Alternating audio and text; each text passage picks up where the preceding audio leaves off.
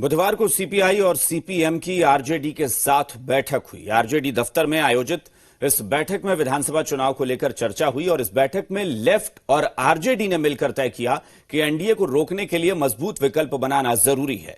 इस बैठक के बाद यह साफ हो गया है कि महागठबंधन के साथ मिलकर लेफ्ट पार्टी चुनावी दंगल में उतरेगी, जिसमें सीपीआई-एमएल भी शामिल रहेगी, यानी महागठबंधन का कुनबा बढ़ने वाला है।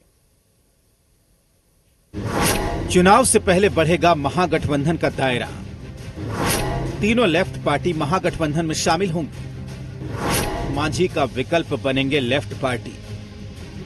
तो लगभग तय हो गया है कि बिहार की तीनों लेफ्ट पार्टी महागठबंधन के साथ चुनावी दंगल में उतरेगी। बुधवार को आरजेडी दफ्तर में सीपीआई सीपीएम के प्रतिनिधियों के साथ जगदानंद सिंह की बैठक हुई।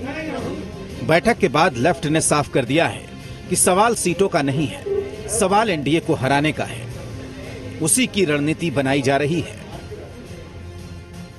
कि अभी मोदी राज में फांसीवाद का जो खतरा बढ़ रहा है, लोकतंत्र, संविधान और तमाम आज तक की प्रगति की जो भी चीज़ें रही हैं उन पर हमले हो रहे हैं। उसके मद्देनज़र आगामी विधानसभा चुनाव में एनडीए को बिहार में शिकस्त देना एक बहुत बड़ा काम है। हमारी सीपीआई सीपीएम और जगता बाबू की पार्टी राष्ट्रीय जनता दल पार्टी के साथ 100% समझौता पर उतरकर एनडीए को हराने का प्रधान लक्ष्य तय हुआ। पिछले विधानसभा चुनाव में महागठबंधन में आरजेडी, जेडीयू और कांग्रेस से साथ मिलकर चुनाव लड़ी थी, लेकिन इस बार की परिस्थिति अलग है।